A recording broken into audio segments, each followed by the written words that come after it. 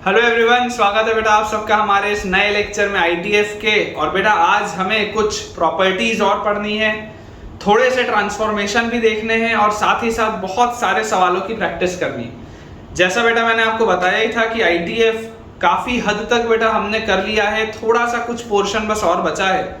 3-4 lecture बेटा maximum हम और लेंगे, ठीक है ना। मैक्सिमम 3 to 4 लेक्चर्स हम बेटा और लेंगे, इंक्लूडिंग क्वेश्चन प्रैक्टिस, और आईटीएफ वाला पूरा का पूरा पोर्शन बढ़िया से खत्म हो जाएगा और उसके बाद बेटा लिमिट्स हम स्टार्ट करेंगे। सो आज का लेक्चर बेटा हम स्टार्ट करते हैं विदाउट वेस्टिंग एनी टाइम। मैं आपको कुछ पहले प्रॉपर्टीज लिखवा देता हूं। ये अगर बेटा प्रॉपर्टीज मुझे याद रह जाएं तो बहुत अच्छी बात है, ठीक है ना। देखिए हमने कुछ बेटा प्रॉपर्टीज ऑलरेडी पढ़ी हुई थी। अगली प्रॉपर्टी बेटा मैं आपके लिए बोल देता हूं। हमारे पास है sine inverse x plus sine inverse y. हमने देखो tan inverse x plus tan inverse y पढ़ा था, लेकिन sine inverse x plus sine inverse y हमने नहीं पढ़ा था। इसकी बेटा 2 ब्रांचेस होती हैं, ठीक है। प्रूफ अपने लिए बिल्कुल काम का नहीं है, फिर भी अगर किसी बच्चे को चाहिए होगा बेटा तो आप मुझे कमेंट से बताइएगा, मैं आपके लिए लिंक उसका शेयर कर दूंगा ताकि आपको वो मिल जाए। लेकिन अगर मुझे रिजल्ट याद है तो बेटा मेरा काम उतने में बन जाएगा, ठीक है। ये होता है बेटा, देखो सोच के आप देखो, मान लो अगर ये A हो और ये B हो, अगर बेटा ये एंगल A हो और ये एंगल B हो तो ओवरऑल आंसर मैं क्या लिखूंगा, साइन इनवर्स। सोच के देखो, अगर आपने इस पूरे एंगल को A बोला है, इस पूरे एंगल को B बोला है, ये साइन इनवर्स इधर आता तो क्या आ जाता, sine of A plus B। सोच के देखो रिजल्ट कैसे याद रखना है। ये अगर पूरा एंगल A है, ये पूरा एंगल B है, यहां मैंने साइन इनवर्स समथिंग एक लिखूंगा मैं। साइन इनवर्स अगर LHS में आता तो sine of A plus B क्या होता, sine of A plus B होता sine A cos B plus cos A sin B। तो साइन A क्या आएगा x, cos B क्या आएगा root over 1 minus y square, sine A cos B plus cos A root over 1 minus x square, cos A sin B, sin B मतलब y। ये मेरे पास result आ जाएगा, ठीक है। Sine inverse x into root over 1 minus y square plus y into root over 1 minus x square. Again बेटा ये चीज तो हमने माननी ही है कि यार x पॉजिटिव होगा, y पॉजिटिव होगा, x पॉजिटिव होगा और y पॉजिटिव होगा, या ग्रेटर देन आप इसको इक्वल टू 0 भी बोल सकते हैं, क्योंकि साइन इनवर्स के अंदर 0 भी आप रख सकते हैं। जो इंपॉर्टेंट बेटा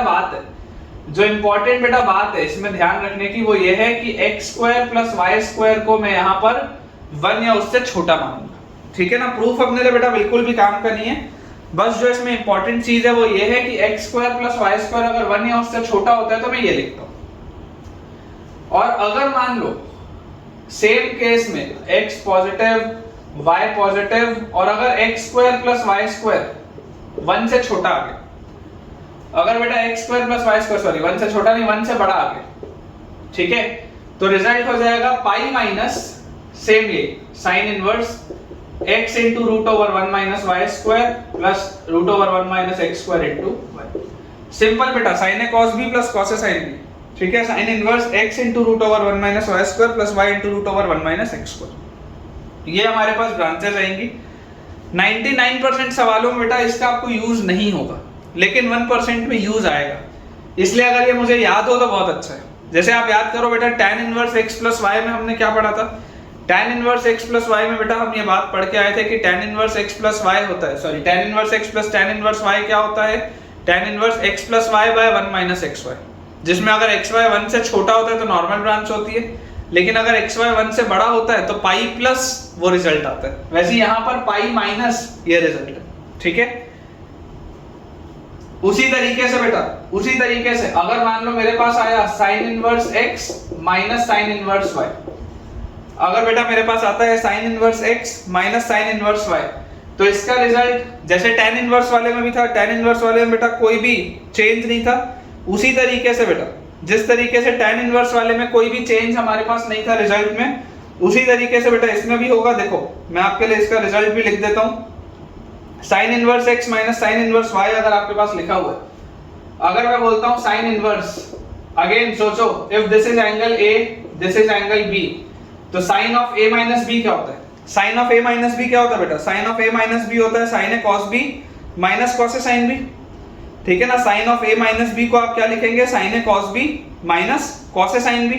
तो अगर बेटा आप उसको ऐसा लिखेंगे तो जरा सोच के देखिए, sine A cos B sine A cos B minus cos A sine B, ये आपके पास रिजल्ट आ जाएगा।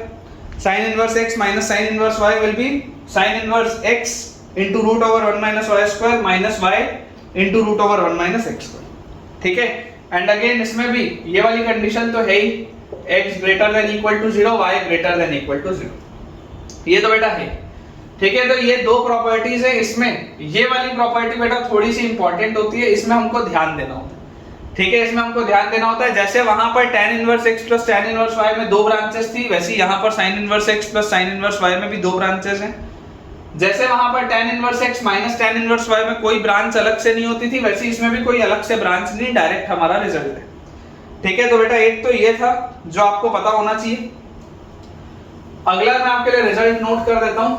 ठीक है, जिस तरीके से बेटा ये रिजल्ट इंपॉर्टेंट है, वैसे ही नेक्स्ट वाला बेटा जो अपना रिजल्ट है वो भी बहुत इंपॉर्टेंट है, मैं उसको भी आपके लिए बेटा नोट कर देता हूं। इनके डेरिवेशंस, इनके प्रूफ बिल्कुल भी हमारे लिए काम के नहीं है ना, सिर्फ रिजल्ट हमको याद होना चाहिए।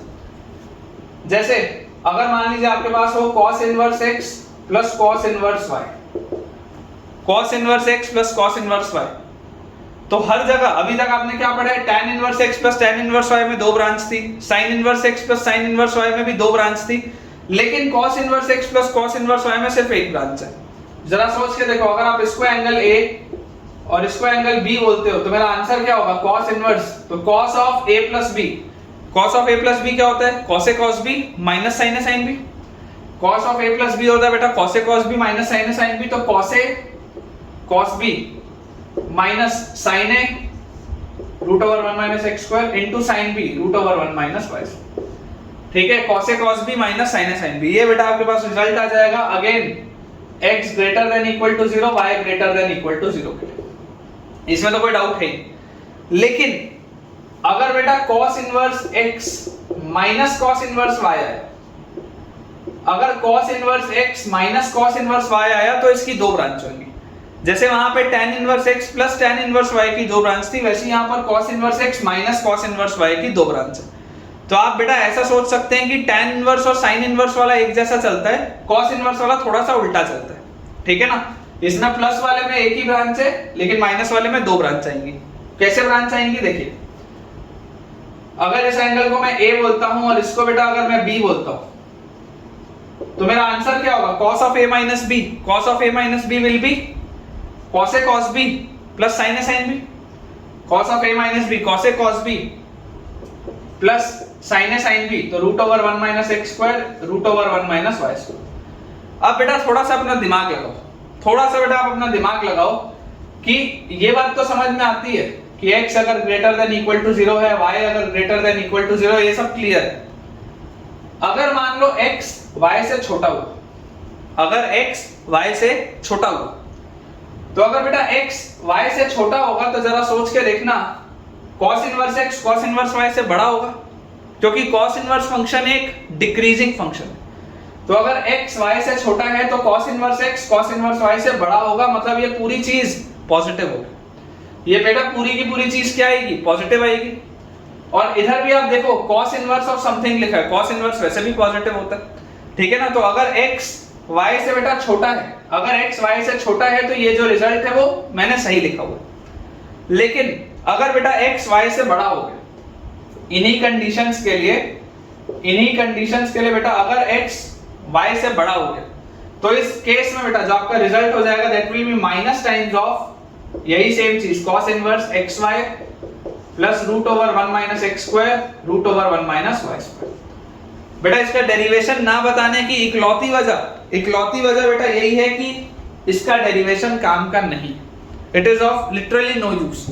थोड़ा भी बेटा अगर ये यूज का होता तो मैं, आप भी जानते हैं, बहुत ही इसको तमीज से इसको मैं कराता, क्योंकि मैंने बाकी आपके लिए डेरिवेशंस करवाए ही हैं। तो ये जो रिजल्ट है बेटा ये मुझे याद होने चाहिए। याद कैसे होंगे, तो सवालों के थ्रू होंगे, और सवाल कब होंगे, तो आने वाले 3-4 लेक्चर में यही तो करना है जो मैं आपको बोल रहा हूँ कि मैं आपको क्वेश्चंस के थ्रू सारी चीजें याद करा दूंगा, तो पर्पस उसका यही तो है।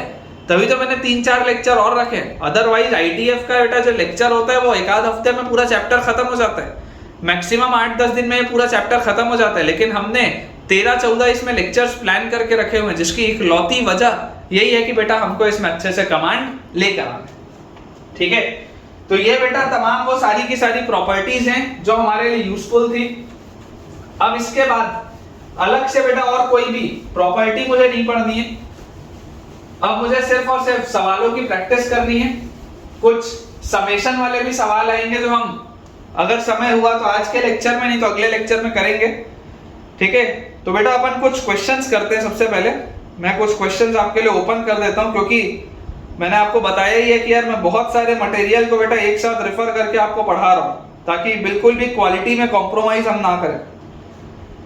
ठीक है, तो बेटा हमारे पास जो पहला सवाल लिखा है, पहला सवाल बेटा हमारे पास दिया हुआ है, solve the equation, solve the equation.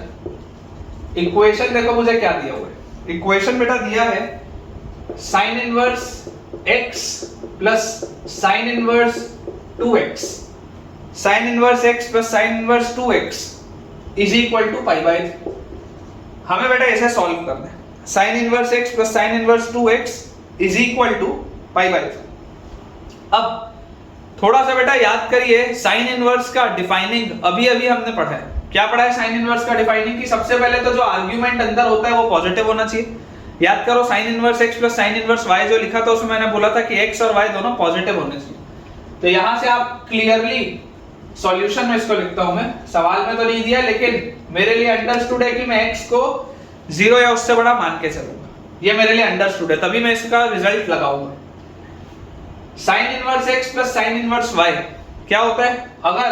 अगर बेटा आप इस पूरी चीज को a मानोगे, इसको बेटा अगर आप b मानोगे, तो आंसर क्या होगा? Sine inverse. सोचो sine of a plus b क्या होता? Sine of a plus b होता sine a cos b plus cos a sin b। Sine a cos b under root of 1 minus 2x का square. Sine a cos b, sine of a plus b, sine a cos b plus cos a sin b, ये result आता मेरे पास। और ये पूरी चीज बेटा किसके बराबर है? पाई बाय 3 के बराबर। ये पूरी की पूरी चीज पाई बाय 3 के बराबर है। और इसमें एक चीज बेटा हमने और मानी है। क्या इसमें हमने माना है कि अगर मैं ये वाला बेटा रिजल्ट लगा रहा हूं, अगर मैं ये वाला रिजल्ट लगा रहा हूं, तो x square plus y square जो होता है, मतलब x स्क्वायर प्लस 2x का स्क्वायर, ये जो होता है बेटा ये 1 या उससे छोटा होना चाहिए। x स्क्वायर प्लस 2x का होल स्क्वायर बेटा जो होगा, ये आपके पास 1 या उससे छोटा होना चाहिए। ठीक है ना, ये हमने इसमें मान के लगाया है, अदरवाइज पाई माइनस वाली चीज लगानी पड़ती। तो यहां से आपके पास आ जाएगा 5x स्क्वायर 1 या उससे छोटा, x स्क्वायर जो है वो 1/5 से छोटा, मतलब x जो आएगा बेटा दैट विल लाई बिटवीन, आप अगर डायरेक्टली भी चाहे तो करके देख सकते हैं, -1/√5 से +1/√5 के बीच। ये आपका डोमेन सेट होना चाहिए। खैर जनरली इसका यूज उतना ज्यादा नहीं आता है, लेकिन हमको इसकी डिफाइनिंग पता होनी चाहिए, अदरवाइज अच्छे सवालों में गलती हो सकती है। तो यहां से बेटा साइन इनवर्स उधर जाएगा, अंदर देखो क्या लिखा हुआ है, x into root over 1 minus 4x square plus 2x into root over 1 minus x square is equal to sine of pi by 3। Sine 60 degree कितना होता है बेटा? √3/2। तो बेटा आप इसमें देखो एक चीज इसमें आप क्या समझ पा रहे होगे कि यार इसमें ना मेहनत, इसको देखकर मुझे ऐसा लग रहा है कि इसमें ठीक ठाक मेहनत लगने वाली है। इस सवाल में देखकर ऐसा लग रहा है कि इसमें मेहनत बहुत ज्यादा लगने वाली है। तो क्या इसका कोई और स्मार्ट तरीका हो सकता है क्या? इसमें तो मेहनत लगेगी है ना, इसको अपन लिख तो रहे हैं लेकिन इसमें मेहनत लगेगी, ऐसा मुझे रियलाइज हो रहा है। अपन सोच के देखते हैं कि क्या इसका कोई स्मार्टर वे हो सकता है क्या? Is there any smarter way? Imagine करो अगर बेटा मैं आपको ऐसा बोल दूं कि यार हम ऐसा इसको लिख लेते हैं, sine inverse x is equal to, या ऐसा लिख लो, sine inverse 2x, sine inverse 2x is equal to pi by 3 minus sine inverse x। Imagine करो मैं इसको ऐसा लिख लूं, sine inverse 2x is equal to pi by 3 minus sine inverse x, या इसको भी हम लिख लें sine inverse 2x is equal to pi by 3 को क्या मैं साइन इनवर्स √3/2 बोल सकता हूं क्या? साइन इनवर्स √3/2 क्या होता है? पाई बाय 3 होता है, क्योंकि साइन पाई बाय 3 √3/2 होता है, माइनस साइन इनवर्स x, ये हम बोल सकते हैं। अब यहां से बेटा देखो, यहां से आपको पता है sine inverse x minus sine inverse y में तो कोई कंडीशन नहीं होती। Sine inverse x minus sine inverse y, sine inverse x minus sine inverse y होता है बेटा साइन इनवर्स, है ना, sine of a minus b, sine a cos b, sine a cos b minus cos a, cos a बेटा जैसे ही आप करेंगे तो cos a कितना आ जाएगा, 1/2 आ जाएगा, ठीक है। cos a sin b, sin b आप करेंगे तो x आ जाएगा। भैया अगर आपके पास sin a का वैल्यू √3/2 आया था तो cos a का वैल्यू क्या आएगा, 1/2 आएगा, बहुत ऑब्वियस सी बात है। तभी तो आप इन दोनों को देखो ऐड करोगे तो ये 3/4 और 1/4 दोनों मिलके 1 बनाएंगे, sin square a plus cos square. तो ये जैसे बेटा मेरे पास आया, this is the value of sin inverse 2x, this is the value of sin inverse 2x। आप कंपेयर करो, यहां से देखो मेहनत बच जाएगी, आप इसको बेटा डायरेक्टली कंपेयर अगर करोगे 2x will be equal to √3 into √1 minus x square minus x by 2, ये आप लिख सकते हैं। यहां से बेटा देखो अगर इस 2 को आप उधर ले जाओ तो 4x और ये माइनस x भी इधर आ गया तो plus x is equal to √3 into √1 minus x square. तो यहां से बेटा 5x का वैल्यू आ गया √3 इंटू √1 माइनस x स्क्वायर। आप तो बेटा ऐसा करो स्क्वायर कर दो, आप बेटा जैसे ही देखो दोनों साइड स्क्वायर करोगे तो 5x का square will be 25x square is equal to, यहां पे स्क्वायर करो 3 इंटू 1 माइनस x स्क्वायर। तो यहां से मेरे पास बेटा देखो क्या आ गया, 25x square is equal to 3 minus 3x square, तो 28x square is equal to 3, x square is equal to 3 by 28, x square का बेटा वैल्यू आ जाएगा 3 बाय 28। अब देखो x स्क्वायर जो था बेटा वो 1/5 से छोटा होना चाहिए था, एंड ऑफ कोर्स 0 या उससे तो बड़ा ही होगा, है ना। ये आपने ऑल्दो इसका उतना काम नहीं है, ऑल्दो इसका बेटा उतना काम नहीं है, लेकिन आप देख सकते हैं कि मेरी कंडीशन तो सेटिस्फाई हो ही रही है। ये जो मैंने लिखा था ये मैंने मेथड वाले 1 के लिए लिखा था, इसका मेरे को काम नहीं है, ठीक है, क्योंकि उस समय जब sign inverse x plus sine inverse 2x लगा रहा था तब मेरे लिए मजबूरी थी कि x स्क्वायर प्लस 2x का होल स्क्वायर 1 या उससे छोटा होना चाहिए। लेकिन जैसे ही मैंने sign inverse x minus sine inverse y लगाया तब तो वो मजबूरी हट गई, क्योंकि इसमें तो विदाउट रेस्ट्रिक्शन इसका यही रिजल्ट होता है। तो यहां से बेटा आप देखिए x स्क्वायर का वैल्यू कितना आ गया 3/28। चाहे ये वाली चीज आपकी सेट हो रही हो चाहे ना हो रही हो कोई फर्क नहीं पड़ता, चाहे ये सेट हो रहा हो चाहे ना हो रहा हो कोई फर्क नहीं पड़ता, क्योंकि ये वाली चीज कब लगानी थी, जब sign inverse x plus sine inverse y था। यहां तो मैंने रिजल्ट लगाया sign inverse x minus sine inverse y का। तो बेटा अगर x स्क्वायर मेरे पास 3/28 आ गया तो यहां से देखो अगर आप इसको सॉल्व करेंगे तो आपके पास बेटा x का वैल्यू आ जाएगा 28 को आप 4 into 7 लिख सकते हैं, 4 into 7, तो x का बेटा वैल्यू आपके पास आ जाएगा plus minus 1/2 into √3/7, plus minus 1/2 into √3/7, ठीक है। अब बेटा इसमें आप इस बात को समझिए कि अगर आप x की वैल्यू माइनस 1/2 इंटू √3/7 रखते हैं, if x is equal to minus 1/2 into √3/7, अगर आप x का ये वैल्यू रखते हैं माइनस वाला, तो ये वाली भी चीज नेगेटिव हो जाएगी, ये वाली भी चीज नेगेटिव हो जाएगी, क्योंकि sine inverse of a negative quantity, sine inverse किसी भी नेगेटिव क्वांटिटी का कहां पर लाई करता है, -π/2 से 0 के बीच में, ठीक है। तो अगर आप बेटा माइनस 1/2 इंटू √3/7 रखते हैं यहां पर और यहां पर, तो देखो आपका LHS पूरा क्या है, LHS पूरा का पूरा नेगेटिव है, लेकिन RHS क्या है, RHS तो पॉजिटिव है। भला क्या LHS नेगेटिव और RHS पॉजिटिव ऐसा चलेगा क्या, नहीं चलेगा। इसका मतलब कि this will be rejected, this will be rejected. तो बेटा मेरा इसका फाइनल आंसर क्या आ जाएगा, यहां लिख देता हूं x is equal to 1/2 √3/7, x is equal to बेटा 1/2 √3/7, ठीक है। तो आई होप बेटा आपको ये वाला पॉइंट बहुत ही बढ़िया से क्लियर हुआ होगा, किस तरीके से बेटा अपने को सवालों में प्ले करना है। मैं आपको इसमें वो सिखाने की कोशिश कर रहा हूं, ठीक है। बहुत सारे अपने को बेटा आप सवाल करने, सिर्फ सवाल ही सवाल करने, और उससे मैं आपको बेटा पूरी गारंटी दे रहा हूं कि आप देखिएगा आपका जो ITF का पोर्शन है वो बहुत स्ट्रांग हो जाएगा, ठीक है ना, बहुत ज्यादा स्ट्रांग हो जाएगा बेटा ये पूरा का पूरा ITF का आपका पोर्शन। देखिए अगला बेटा हमारे पास क्वेश्चन है, नेक्स्ट क्वेश्चन हमारे पास लिखा हुआ है if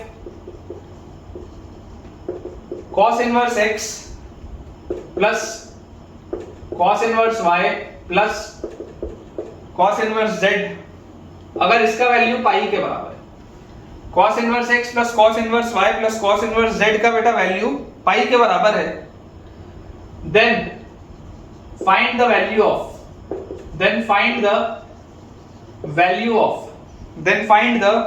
of x square plus y square plus z square plus 2xyz।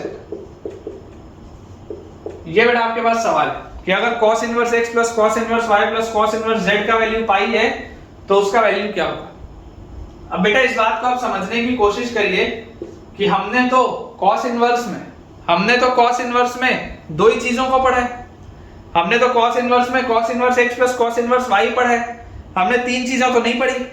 ठीक है, तो इसको देखो मैं आपको क्या बोलूंगा, क्या मैं इसको ऐसा लिख सकता हूं cos inverse x plus cos inverse y, cos inverse x plus cos inverse y is equal to pi minus cos inverse z, ऐसा लिख सकते हैं।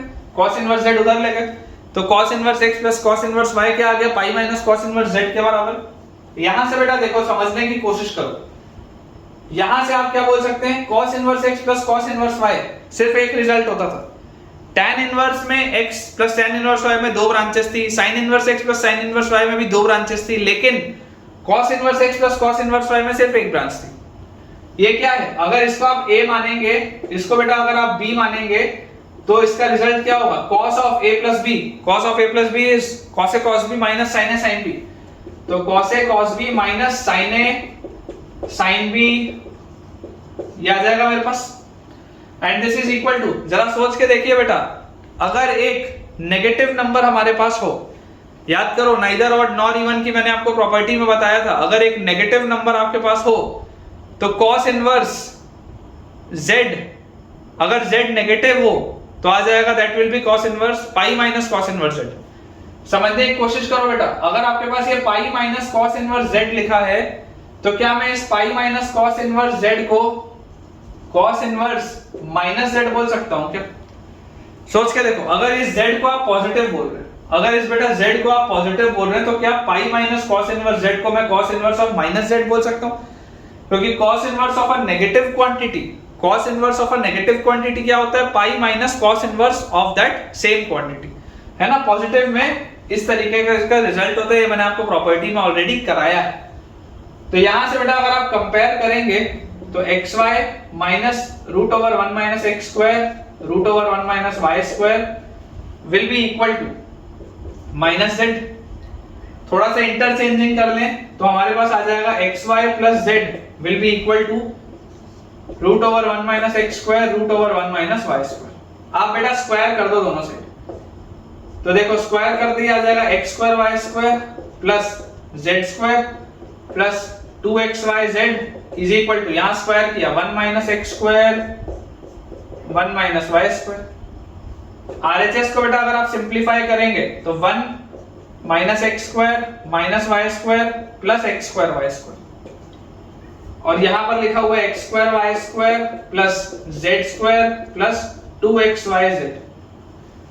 ध्यान से बेटा देखिए ये x स्क्वायर y स्क्वायर इस x स्क्वायर y स्क्वायर से कटेगा, अगर इन दोनों को मैं उधर ले जाऊं तो फाइनली मेरे पास x square plus y square plus z square plus 2xyz, इसका वैल्यू बेटा 1 आ जाएगा। देख लो ये x स्क्वायर इधर आ गया y स्क्वायर इधर आ गया, तो x square plus y square plus z square plus 2xyz का वैल्यू इज इक्वल टू 1, जो बेटा अपने को पूछा गया था। ठीक है ना, जो चीज अपने को पूछी गई थी वो अपन ने सॉल्व कर ली है। ठीक है, तो आई होप ये वाला भी बेटा आपको पॉइंट ठीक से समझ में आया होगा। कुछ बेटा ट्रांसफॉर्मेशन की चीजें अपन बेटा और बनाते हैं। ठीक है, इसको अब आपको याद नहीं रखना है, जैसे मैंने आपको साइन इनवर्स वाली चीज याद रखने बोली कि sine inverse of 2x by 1 plus x square याद होना चाहिए, cos inverse of 1 minus x square by 1 plus x square याद होना चाहिए, tan inverse of 2x by 1 minus x square याद होनी चाहिए ये ब्रांचेस। लेकिन अब बेटा जो मैं ट्रांसफॉर्मेशन करूंगा ये अगर आपको याद ना भी हो तो कोई दिक्कत नहीं है, याद ना भी हो तो कोई दिक्कत नहीं है, सिर्फ प्रैक्टिस के लिए हम कर रहे हैं। हमें बेटा ट्रांसफॉर्म करना है sine inverse 3x minus 4x cube, हमें ट्रांसफॉर्म करना है sine inverse 3x minus 4x cube को। तो अगर बेटा इसको लॉजिकली हम समझने की कोशिश करें तो लॉजिक क्या बोलता है कि यार ये जो अंदर वाली पूरी चीज है 3x माइनस 4x क्यूब, सबसे पहले तो यार ये -1 से 1 के बीच में होनी चाहिए, सबसे पहले ये -1 से 1 के आपके पास बीच में आनी चाहिए, सबसे पहली बात तो यही। और ये जो पूरी बेटा चीज दिख रही है, इस पूरी चीज को देख के ऐसा भी नहीं लग रहा कि यार ये कुछ हटाना पड़ेगा या वो कुछ हटाना पड़ेगा या x कहीं पे अनडिफाइंड हो रहा है, ऐसा वाला तो नहीं लग रहा हमको। देखो हम इसमें बेटा 3x माइनस 4x क्यूब में उतना हिस्सा लेंगे इसका, क्योंकि ये एक क्यूबिक है, तो हम बेटा उसका इतना हिस्सा लेंगे कि आपका अंदर वाली पूरी चीज -1 से 1 के बीच में, ठीक है ना। अपन सिर्फ उतना ही हिस्सा लेंगे जिसमें कि ये वाली पूरी चीज -1 से 1 के बीच में आ जाए। तो यहां से बेटा देखो, अगर आप बेटा अपनी ब्रांचेस समझने की इसमें कोशिश करो, तो अगर 3x माइनस 4x क्यूब -1 से 1 के बीच में होना चाहिए, तो सबसे पहले बेटा अपन ऐसा करते हैं कि अपन 3x माइनस 4x क्यूब को प्लॉट करने का कोशिश करते हैं, है ना। प्लॉट करने का बेटा देखो कोशिश करते हैं, याद रहे ऐसा जरूरी नहीं है, डोमेन निकालने के लिए अपन पहले प्रयास कर रहे हैं, क्योंकि ये जो अंदर वाली चीज लिखी है, इस अंदर वाली चीज का रेंज -1 से 1 के बीच में होना चाहिए। तो हम पहले इसका प्लॉटिंग करके देखते हैं कि आएगा क्या। हमें देखो दिखाई दे रहा है बेटा ये 3x माइनस 4x क्यूब है, यहां लिख लेते हैं, बाद में मिटा लेंगे। ये y एक फंक्शन है 3x माइनस 4x क्यूब, इसमें आपको दिख रहा है, इसमें से अगर आप x कॉमन लेंगे तो अंदर आएगा 3 माइनस 4x स्क्वायर, ठीक है, ये हमारे पास आ जाएगा। मुझे क्लियरली इसका एक रूट तो 0 दिख रहा है, ठीक है, और क्योंकि इसमें x क्यूब का कोफिशिएंट बेटा नेगेटिव है, इसका मतलब ये यहां पर कहीं से चालू होगा, यहां पर ये कहीं से चालू होगा, ठीक है। इसमें बेटा अगर हम थोड़ा सा अपना दिमाग लगाएं तो आप बेटा इस बात को समझिए कि इसके जो 3 रूट्स आएंगे वो कौन कौन से आएंगे। x स्क्वायर को मुझे किसके बराबर रखना पड़ेगा, 3/4 के बराबर। अगर मैं x स्क्वायर को 3/4 के बराबर रखूं तो x will B plus minus √3/2, ये इसके रूट्स आएंगे बेटा। रूट्स में एक बार प्लॉट कर लेता हूं, तो देखिए रूट्स आपके पास आ रहे हैं 0 पर, उसके बाद बेटा रूट्स आपके पास आ रहे हैं -√3/2 पर, और उसके बाद बेटा रूट आपके पास आ रहा है +√3/2 पर। तो इसका ग्राफ जो होना चाहिए बेटा, ये ऐसा जाना चाहिए, डिक्रीज होता हुआ फिर इंक्रीज होना चाहिए और फिर ऐसा होना चाहिए।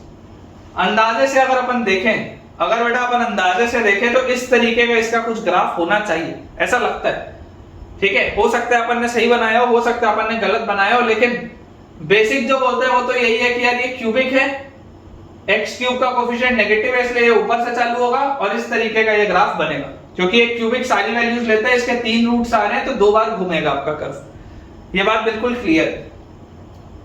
अब बेटा अगर अपन इसकी वैल्यू चेक करें कि इसकी मिनिमम और मैक्सिमम वैल्यू, मुझे आप समझने की कोशिश करो, इसका जो रेंज है, इसका रेंज मुझे कहां से कहां चाहिए, -1 से 1 के बीच में चाहिए। इसका रेंज बेटा मुझे चाहिए -1 से 1 के बीच में। आप मुझे एक बात बताओ, अगर मैं इसको डिफरेंशिएट करता, y डैश निकालता, तो y डैश क्या आता, 3 माइनस 4x स्क्वायर आता। y डैश की बेटा वैल्यू क्या आ जाती, अगर आप इसको डिफरेंशिएट करते हैं तो 3x का डिफरेंशिएशन 3 आता और -4x स्क्वायर का आपके पास आता -12x स्क्वायर, -4x क्यूब का आ जाता -12x स्क्वायर।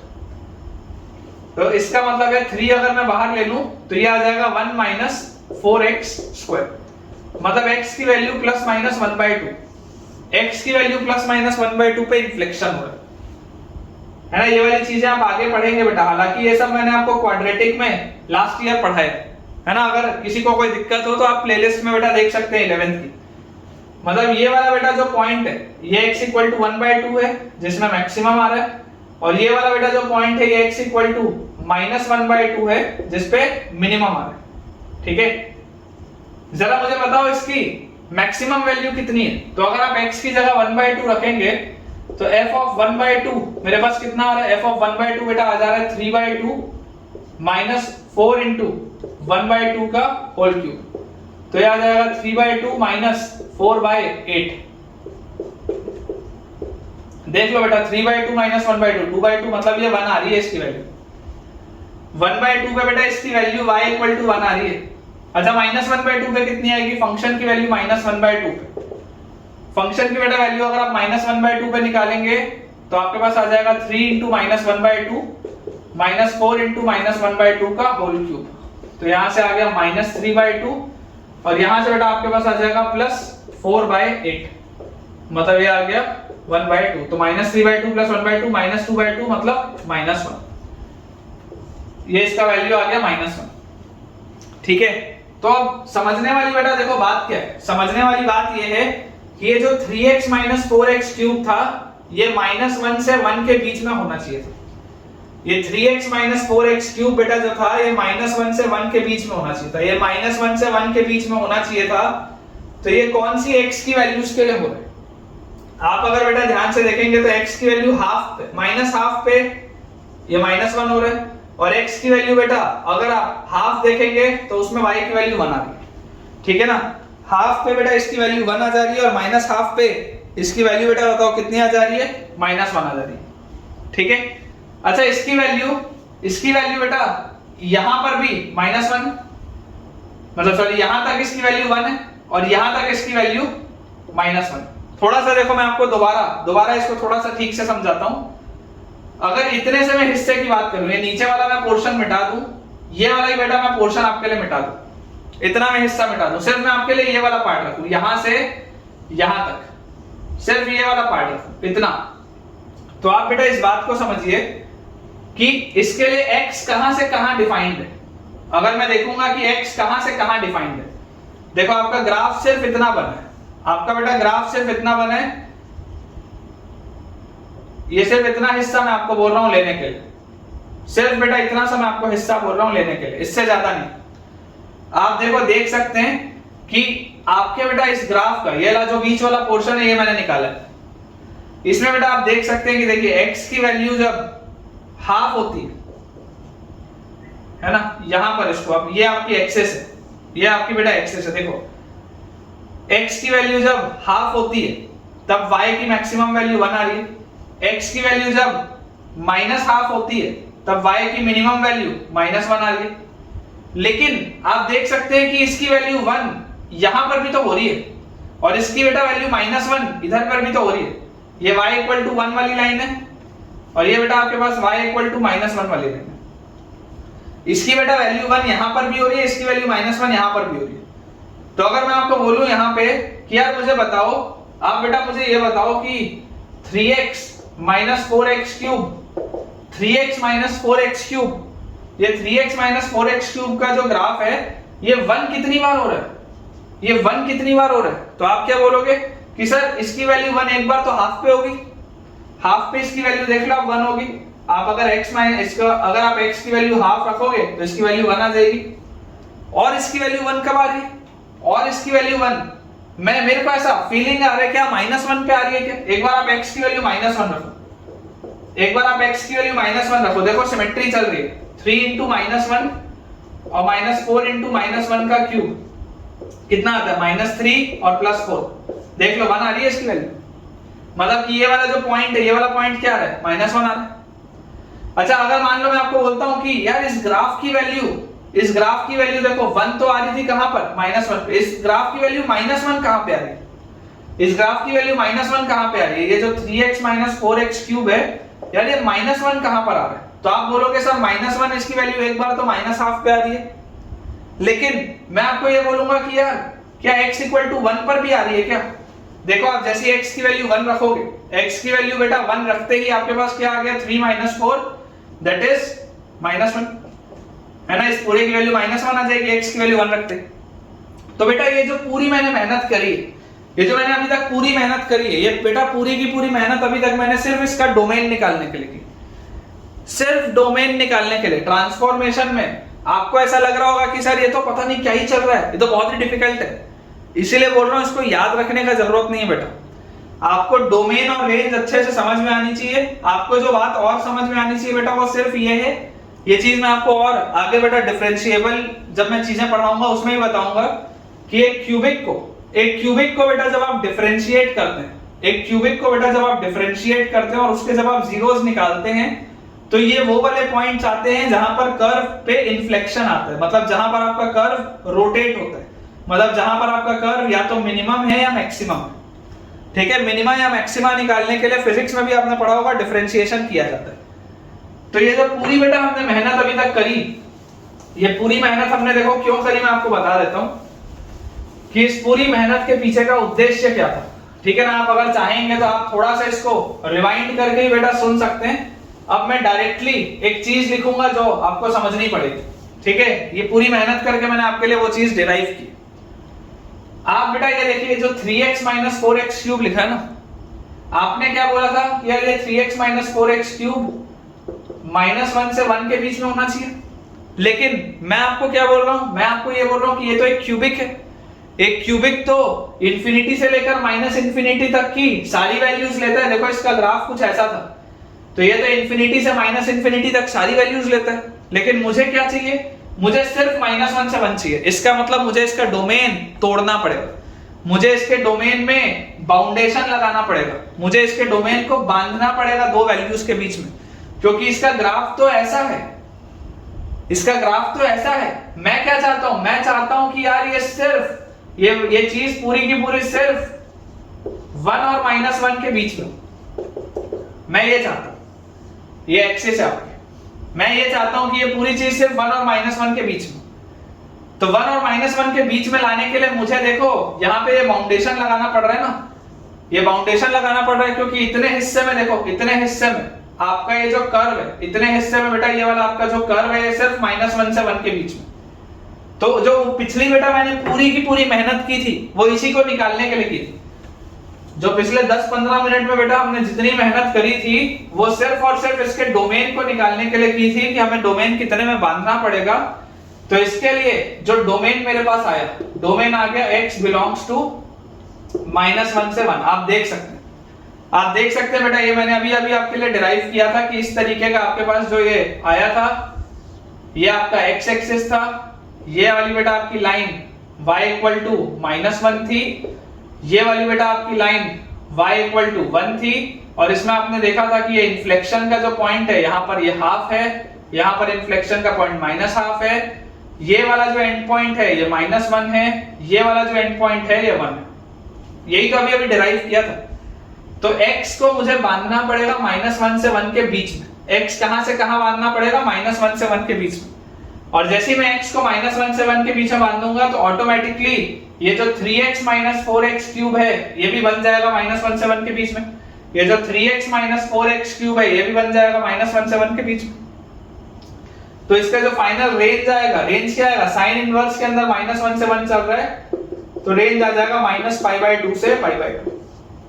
रेंज बेटा आपके पास आ जाएगा -π/2 से π/2। ठीक है, ये पूरी की पूरी मेहनत बेटा अपन ने उसी के लिए की। अगर इसमें आपको थोड़ा भी डाउट आ रहा है तो जरूर आप बेटा मुझसे कमेंट से पूछ सकते हैं, मैं आपको एक्सप्लेन कर दूंगा दोबारा।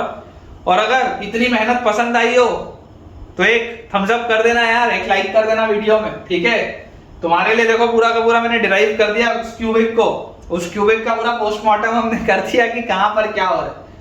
खैर, जैसे बेटा अब हम इसको देखें तो हमारे पास डोमेन आ गया, हमारे पास रेंज आ गया। अब आपको दिखाई दे रहा है कि ये sin 3 थीटा का प्रोफाइल है। मैं आपको बोलूंगा यार आप x को sin थीटा रखो। अगर आप x को sin थीटा रखोगे इसका मतलब थीटा क्या होगा, sin इनवर्स x।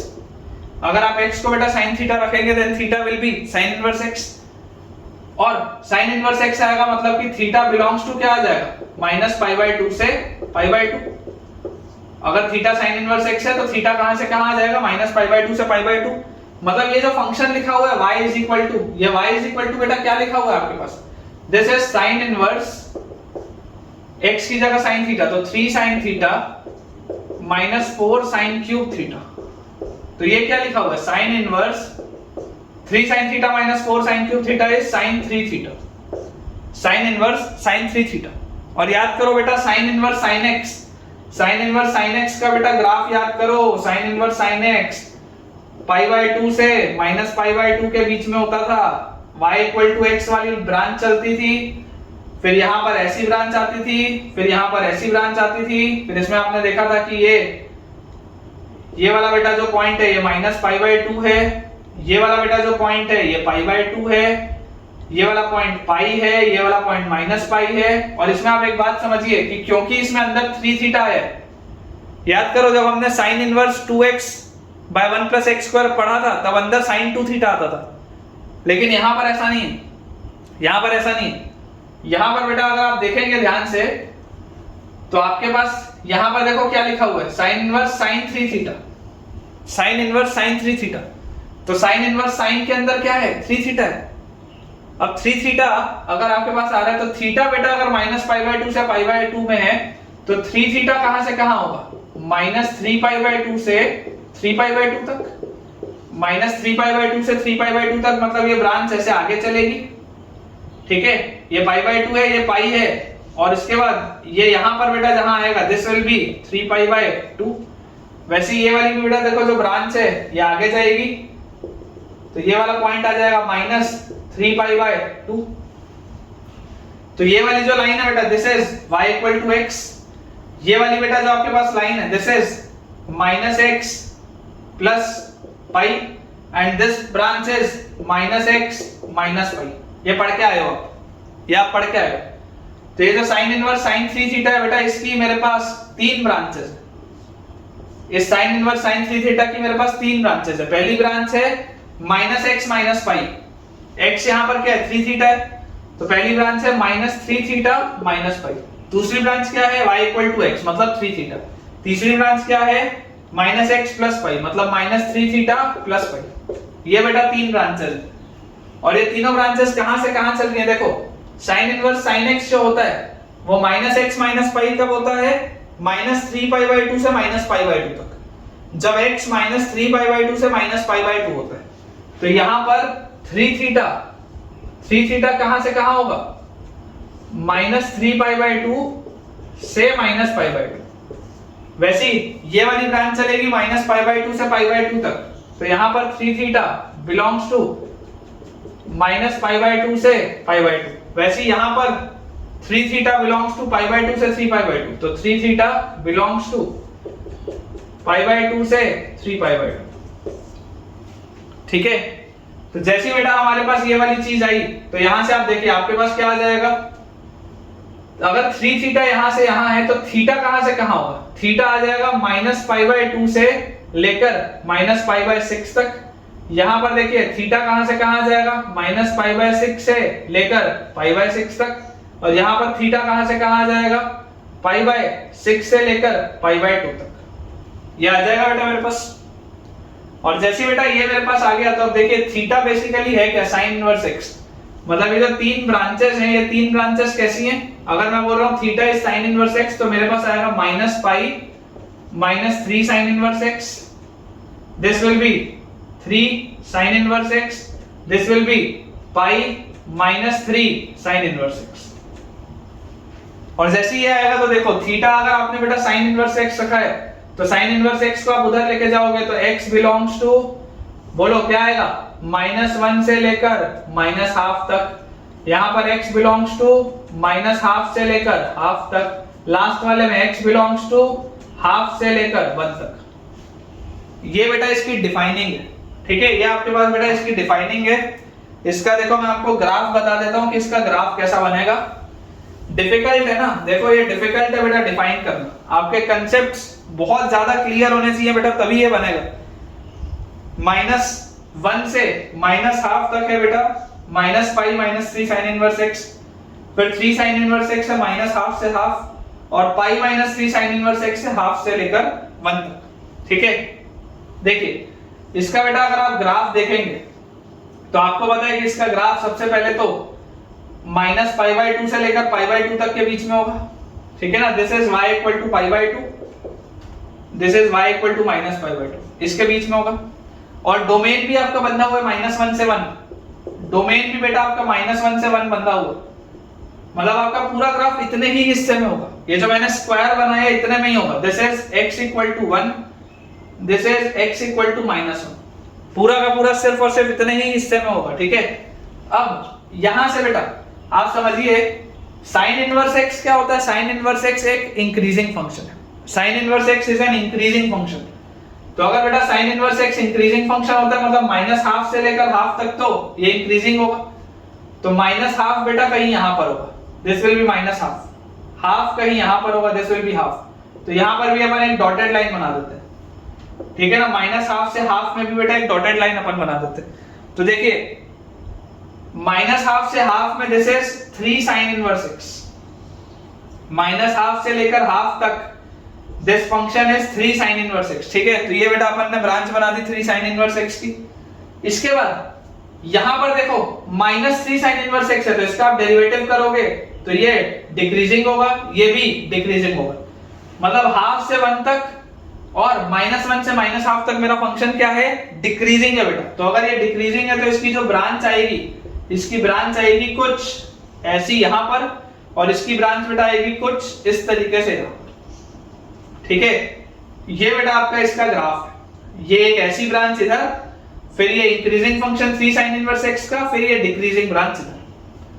ये बेटा इस पूरे के पूरे इसका ट्रांसफॉर्मेशन है sine inverse 3x - 4x cube का, ठीक है। मेरे हिसाब से ये बहुत डिफिकल्ट चीज थी, ठीक है, क्योंकि ये उतने आसानी से समझा पाना बेटा मुश्किल, ठीक है। हो सकता है अगर आप मेरे पास फिजिकली सामने बैठे हुए होते तो मैं इसको ज्यादा बेहतर तरीके से आपको और बता पाता, लेकिन मैं आपको बेटा ये बोलूंगा कि अब देखो आपको ये सारे क्रिटिकल पॉइंट्स तो पता चली गए, आपको ये सारे के सारे बेटा क्रिटिकल पॉइंट्स तो पता चली गए। आप एक बार ये पूरे के पूरे ट्रांसफॉर्मेशन को, जो ये 20-25 मिनट मुझे लगता है ये चला होगा, इस पूरे के पूरे ट्रांसफॉर्मेशन को बेटा एक बार आप तसल्ली से पूरा रिवाइंड करो और दोबारा सुनो, ठीक है। दोबारा सुनो और अगर आपको अच्छे से समझ में आ जाए तो जरूर बेटा एक थम्स अप मुझे कमेंट्स में आप करके दिखाना, उससे मुझे ये क्लियर हो जाएगा कि आपने ये वाले पूरे कंसेप्ट को अच्छे से बेटा पकड़ा या नहीं पकड़ा, ठीक है ना। ये कंसेप्ट आपको अच्छे से समझ में आया या नहीं आया, इससे मुझे ये क्लियर हो जाएगा। तो इस ट्रांसफॉर्मेशन के बाद बेटा ऑल्दो 2-3 ट्रांसफॉर्मेशंस और हैं सवाल में, लेकिन मुझे ऐसा लगता है कि बचे हुए जो ट्रांसफॉर्मेशन है उसको हम कमिंग लेक्चर में करेंगे, अदरवाइज आपके लिए बेटा आज का लेक्चर बहुत हैवी हो जाएगा, मुझे ऐसा लगता है, ठीक है ना। तो अगले जो ट्रांसफॉर्मेशंस और हैं प्रैक्टिस के लिए, उन ट्रांसफॉर्मेशंस को बेटा मैं आपको कमिंग लेक्चर्स में कराऊंगा। आज और हम ट्रांसफॉर्मेशन नहीं करेंगे, 1-2 अपन सवाल करते हैं बेटा, उसके बाद अपन अपना आज का लेक्चर एंड करेंगे, ठीक है। तो क्वेश्चन अपन लिखते हैं हमारे पास। नेक्स्ट बेटा हमारा क्वेश्चन है, आपको सॉल्व करना है, आपको बच्चों सॉल्व करना है tan inverse x - 1 upon x + 2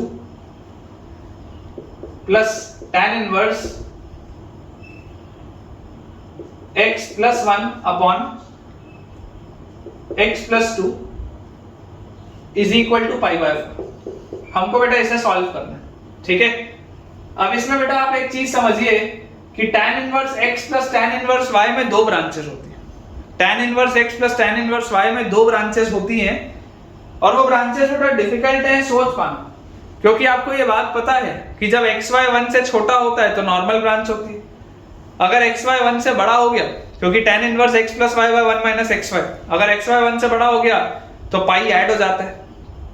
तो थोड़ा सा सोचना इसको डिफिकल्ट है कि अंदर वाली पूरी चीज 1 से छोटी होगी या 1 से बड़ी होगी, इन दोनों का प्रोडक्ट 1 से छोटा होगा या 1 से बड़ा होगा, ये सोच पाना मुश्किल है। तो मैं आपको इससे बचने के लिए क्या बोलूंगा, मैं आपको बेटा बोलूंगा कि tan इनवर्स x - 1/x + 2 इधर ही रहने दो, इसको RHS में ले जाओ, π/4 को आप लिख लो tan इनवर्स 1, tan इनवर्स 1 π/4 होता है, और इसको उधर ले जाओ तो माइनस tan इनवर्स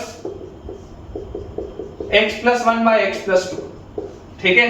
और यहां से बेटा देखो आपके पास अब ब्रांच आ गई tan inverse x - tan inverse y की, और tan inverse x - tan inverse y क्या होता है, tan inverse x - tan inverse y होता है बेटा tan inverse x - y/1 + xy without any restriction. तो यहां से आप लिख सकते हैं tan इनवर्स x - y मतलब 1 - x + 1/x + 2, x - y upon 1 + xy, इन दोनों का प्रोडक्ट मतलब x + 1/x + 2, and this is equal to tan inverse x - 1/x + 2। आप तो बेटा सिंपली कंपेयर करो, कंपेयर अगर करोगे तो देखो x - 1 अपॉन x + 2 का क्या वैल्यू आ जाएगा, यहां से अगर आप एलसीएम लोगे तो x + 2 माइनस x प्लस 1।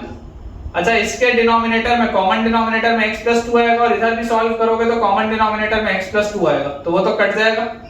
नीचे क्या मिलेगा आपको, x plus 2 plus x plus 1, x plus 2 plus x plus 1। तो यहां से बेटा आप इसको देखिए, ये x से x वाला टर्म गया, तो x minus 1 upon x plus 2 is equal to 2 minus 1 1 upon x और x 2x प्लस 3, ये आ जाएगा बेटा मेरे पास।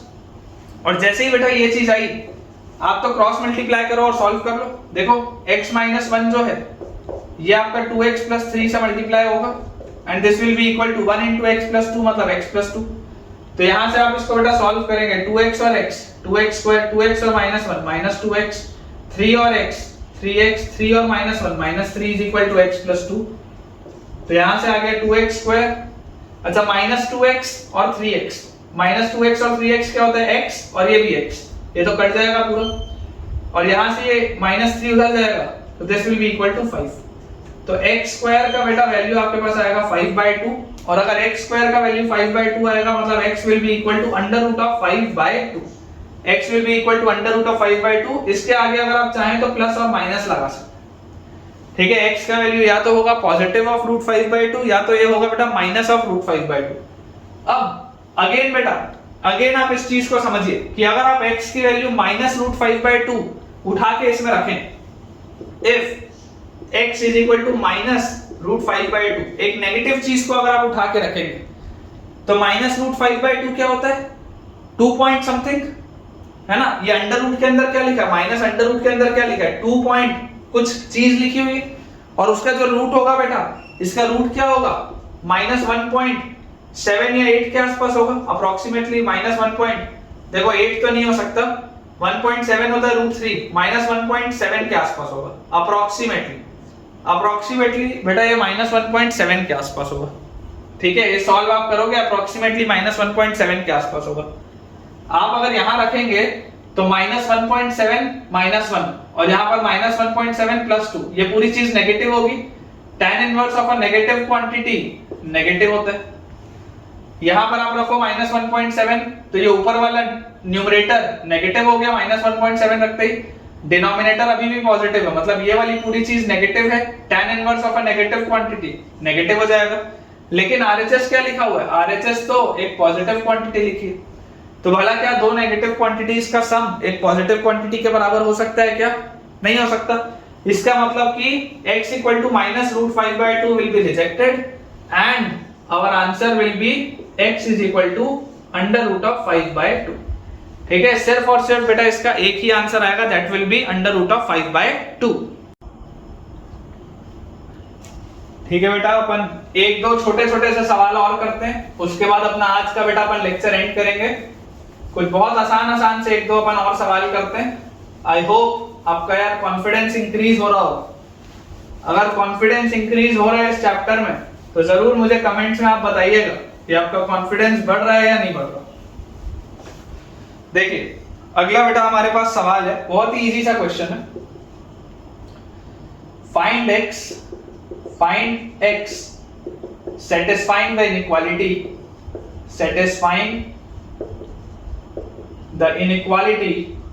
find x satisfying the inequality cos inverse x is greater than cos inverse x square, cos inverse x is greater than cos inverse x square।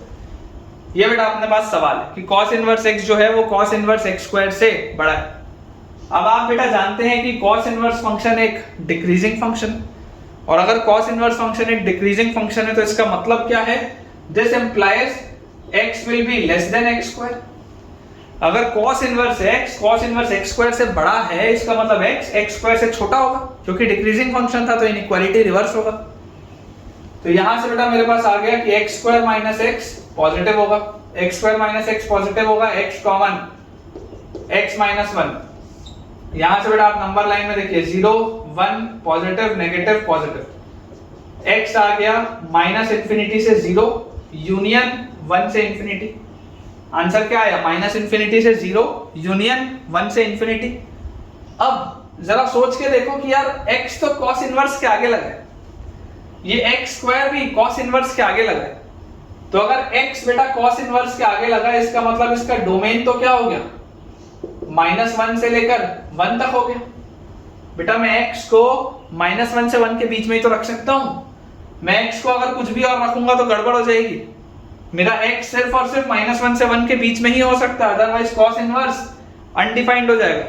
तो जरूर आपके पास x की ये वैल्यूज आ रही हैं, लेकिन your final answer will be x belongs to -1 से लेकर 0 ओपन तक। देखो 0 आपके आंसर में है नहीं, और फिर 0 से 1 का भी हिस्सा नहीं है, फिर 1 से बड़े आंसर है, 1 से बड़ा आप रख नहीं सकते। तो जो कॉमन आंसर है बेटा, common answer is from -1 closed से 0 ओपन। बहुत आसान सा ये सवाल है, लेकिन इसमें बेटा बच्चे से गलती हो सकती है ना। Answer will B from -1 closed से 0 ओपन। अब इसके बाद एक आखिरी अपन बेटा सवाल बना लेते हैं, फिर अपन अपना आज का लेक्चर एंड करेंगे। वन लास्ट क्वेश्चन बेटा of today's lecture, one last question. इसी तरीके की इनइक्वालिटी का सवाल है, आपके पास लिखा हुआ है सॉल्व। आपको सॉल्व करना है tan इनवर्स x का whole square, tan inverse x का whole square -3 tan inverse x -3 tan inverse x plus 2 is greater than 0। ठीक है, ये बेटा मेरे पास सवाल है। अब थोड़ा ध्यान से बेटा देखिएगा, इसमें भी बच्चा फंस जाता है कई बार, ध्यान से देखिएगा। आप बेटा अगर इसको फैक्टराइज करें तो आप लिखेंगे tan inverse x whole square -2 tan inverse x minus tan inverse x plus 2 is greater than 0, यही आप लिखेंगे। तो यहां से आपके पास देखिए इन दोनों में से tan inverse x common bracket के अंदर tan इनवर्स x -2, इन दोनों में से -1 कॉमन ब्रैकेट के अंदर tan inverse x -2 greater than 0। तो यहां से बेटा आपके पास आ गया tan inverse x -1 multiplied by tan inverse x -2 greater than 0। ठीक है ना, ये वाली बेटा चीज हमारे पास आई। अब जैसे ही ये वाली बेटा मेरे पास चीज आई, इसके बाद एक ऐसा पॉइंट है जहां पर बच्चे से गलती होती है। ठीक है ना, अब वो पॉइंट आ गया है जहां पर एक स्टूडेंट से गलती हो जाती है। गलती हमसे क्या होती है मैं आपको बता रहा हूं। आप बेवकूफों की तरह इसको सॉल्व करने लग जाओगे, लेकिन आपको इसको सॉल्व नहीं करना है, आपको इसको एनालाइज करना है। कैसे एनालाइज करना है, सोच के मुझे बताओ tan इनवर्स फंक्शन का रेंज, tan इनवर्स फंक्शन का रेंज होता है -π/2 ओपन से π/2 ओपन। अगर tan इनवर्स फंक्शन का रेंज -π/2 ओपन से π/2 ओपन है, तो यार ये तो हमेशा ही नेगेटिव है। यार ये तो हमेशा ही नेगेटिव है, क्योंकि tan इनवर्स की मैक्सिमम वैल्यू π/2 होगी, जो -2 से छोटी है ना। इसमें से आप अगर 2 को बेटा सब्ट्रैक्ट करेंगे तो ये ओवरऑल चीज तो हमेशा ही नेगेटिव है। अब सोचो, ये हमेशा ही नेगेटिव है इररिस्पेक्टिव ऑफ x। आपको x जो रखना है आप वो रखो, दिस इज ऑलवेज नेगेटिव। तो सारा का सारा खेल यहां से, अगर ये नेगेटिव है तो इसको भी नेगेटिव होना पड़ेगा, तभी तो दोनों का प्रोडक्ट पॉजिटिव होगा। This implies tan inverse x -1 should also be negative. ये इंपॉर्टेंट है, दिस इज इंपॉर्टेंट स्टेप कि tan इनवर्स x -1 जो होना चाहिए वो क्या होना चाहिए, नेगेटिव होना चाहिए। अब अगर tan इनवर्स x -1 नेगेटिव होना चाहिए, मतलब कि tan इनवर्स x 1 से छोटा होना चाहिए, इसका मतलब कि x tan 1 से छोटा होना चाहिए। मैं ऐसा डायरेक्टली क्यों कर दिया, क्योंकि tan इनवर्स फंक्शन एक इंक्रीजिंग फंक्शन है, इसलिए tan इनवर्स फंक्शन के साथ छेड़छाड़ करने से इनइक्वालिटी को डिस्टरबेंस नहीं होता। क्यों, क्योंकि this is an increasing function. तो मेरे पास आ गया x should be lesser than tan 1, और अगर x tan 1 से छोटा होना चाहिए तो आप जरा देख लीजिए कि answer will be x belongs to from -∞ से tan 1, -∞ से tan 1। ठीक है, ये बेटा अपने पास अपना आंसर आ जाएगा। तो विद दिस बच्चों हम अपने आज के लेक्चर के एंड पे पहुंच चुके हैं, एंड आई होप आपको आज का लेक्चर बहुत पसंद आया होगा। खास करके वो जो ट्रांसफॉर्मेशन था जिसने हमारा ऑलमोस्ट 20-25 मिनट आज का लेक्चर कंज्यूम कर लिया, लेकिन it was totally worth it. ऐसा मैं क्यों बोल रहा हूं? क्योंकि उससे मेरा क्यूबिक का भी कंसेप्ट रिवाइज होता है, उससे मेरा डोमेन का भी कंसेप्ट रिवाइज होता है, रेंज का भी कंसेप्ट रिवाइज होता है, बाउंडेडनेस का भी कंसेप्ट रिवाइज होता है, ट्रांसफॉर्मेशन का तो बट नेचुरली होता ही होता है। और जब मैं साइन इनवर्स साइन थीटा के 3 ब्रांचेस लिखता हूं तो साइन इनवर्स साइन एक्स की प्रॉपर्टीज भी मेरी रिवाइज होती है। तो ऐसे सवाल बेटा बहुत ही बढ़िया होते हैं, बहुत ही कंसेप्चुअल होते हैं, जिन्हें अगर आप सॉल्व कर लें तो आपके काफी सारे कंसेप्ट रिवाइज हो जाते हैं। सो आई होप आपको आज का लेक्चर बहुत पसंद आया होगा। तो अगर पसंद आया है तो वीडियो को तुरंत लाइक करें और अपना एक बहुत ही बढ़िया सा कमेंट जरूर मेरे लिए आप ड्रॉप करें, ताकि मैं उत्साहित रहूं इसी तरीके से आपके लिए ये कंटेंट देने के लिए।